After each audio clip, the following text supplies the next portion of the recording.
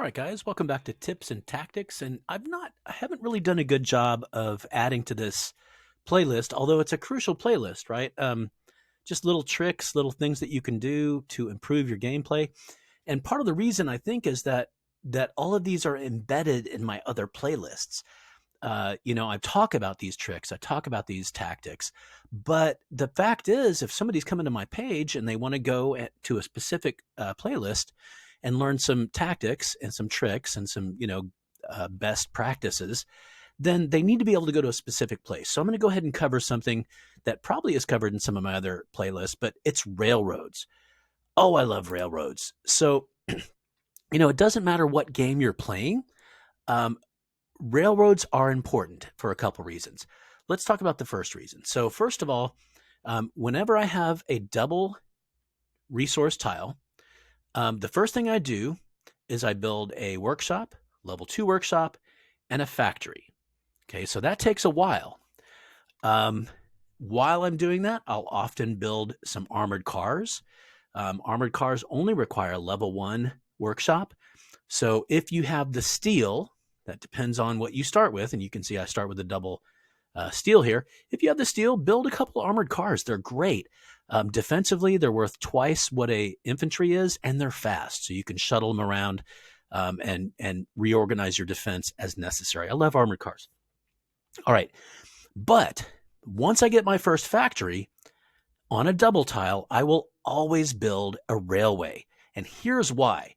So if you let's look at the factory first. So we built the factory. It's great. Look at this factory. It improves production by 8%. 8%? Yeah, that's great. It is great. Whatever your double tile is that you started with, you look at this number over here, it's going to go up by 8%, which is not terrible at all.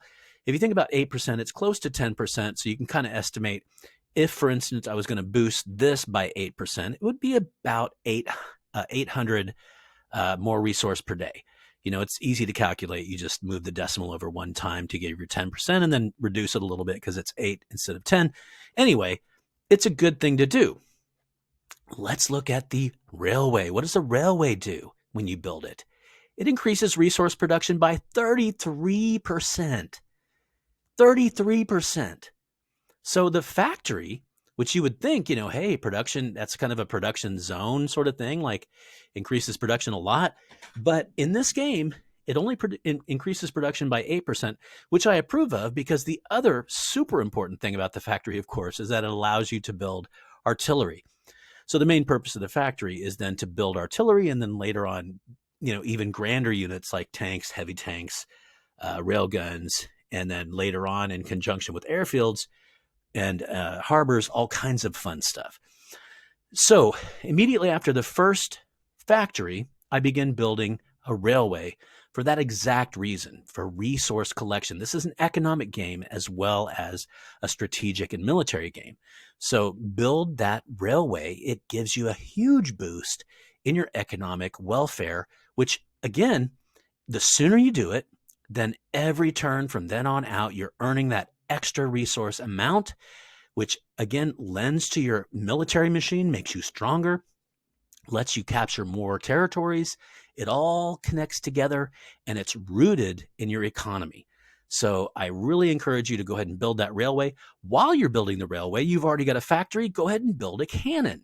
So if things are working well, if your economy is strong and you trade around stuff to where you can build cannon, that's ideal. Like what would be wonderful, you've got, double resource tiles. While they're building railways, you should be building cannons. It's a wonderful, wonderful thing. And then, of course, usually once I finish with my railway, I'll build a level 2 factory all the way up to level 4 factory. You can see when you finally get to the level 4 factory, that gives you a plus 33% to resource production as well. So keep on building factories for that exact same reason. Even though it only gives you 8% per level, eventually you will get to that 8 times 4, which is 32, but 33%, because there's some fractions involved here. So keep on building those levels. But here's what I do. I also use railroads for their other super important purpose, which is speed of movement. So you can see this is a domination game, Mesopotamia game. Some people like this mode. Some people hate it. I like it. You'll see a lot of stuff on my channel is the domination mode, the Mesopotamia mode. And it's because I really like it. I don't know. I'm starting to branch into the 100 player games and the 500 player games, and they're super fun too. So I'm really, you'll see my channel will begin to expand into other areas as well. But you can see I've got railway, building a railway, boom, and building a railway. Now, in Mesopotamia, my goal here is to get to this oil field and to take it over. I'm trying to get there first. So one of the things is you can see I do have cannon building back here. And these are the first cannon in the game that I will have produced. I started with 4. I'll get 3 more that I will have produced, and I'm going to send them on the rails. Why, sir, you ask me? Because railroads have another super important feature, and that is they increase your unit land speed by 150%. Okay, that's super huge. That's really important. So what does that mean? Let's take a look at a infantry unit that's moving without any woo excuse me. He's moving without any assistance here along here, no railway. So let's just take a look at him.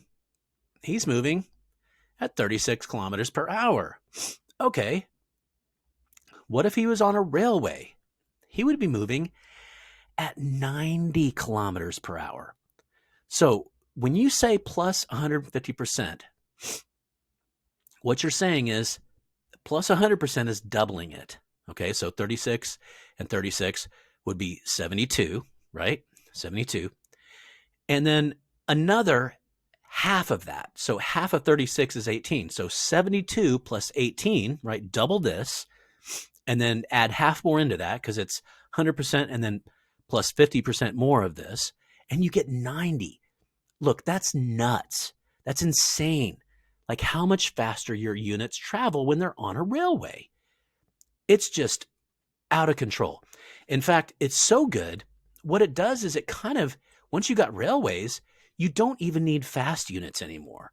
So your cars, your armored cars and so forth. Let's look at those fast units. Look how fast they are, 72. So they're twice as fast as the other units. But if you have railways, how fast are they? They're the same as everyone else, 90. So, I'm not disparaging the fast units because you'll always have territories that don't have railways.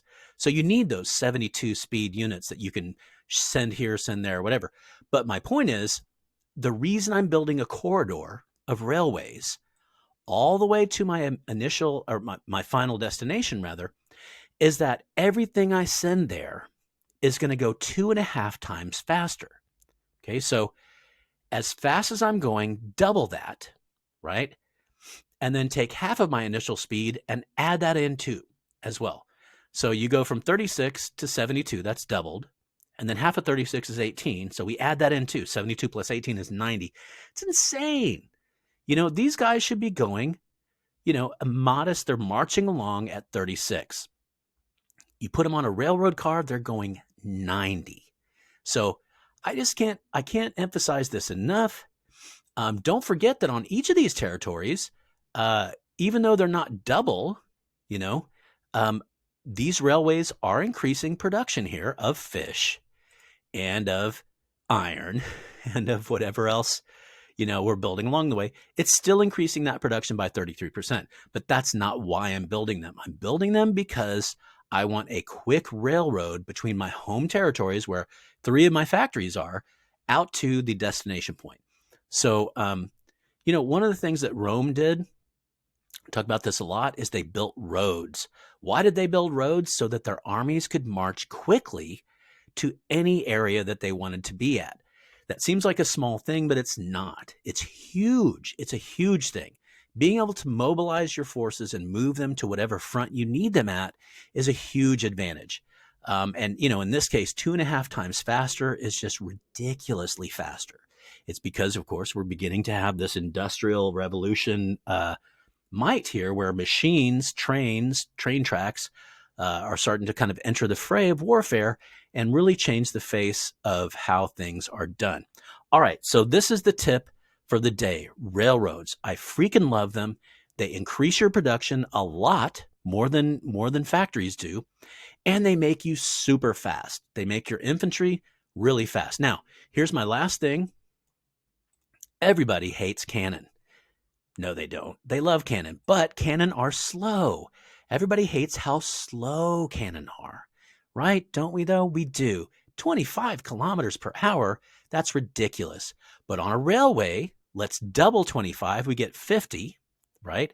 And then half of 25 is 12.5. So 50 plus 12.5 is 62.5. And they're kind enough to round it up to 63. 63. So now your cannon are moving almost twice as fast as an infantry.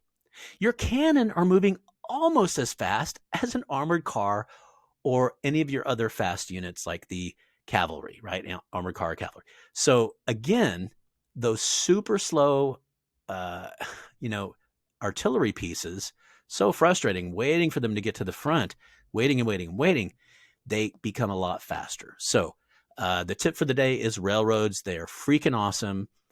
This game mode I'm playing right here is one example, but I'm playing a lot of other games where I am building railroads along the entire path, like sort of making a spine or a central nervous system for my kingdom, where I've got that railroad that goes straight through the middle, where I can bring forces from one side to the other quickly. So railroads are awesome. Use them. Everybody loves them. Have fun. All right. Thanks for checking in, guys. Adios.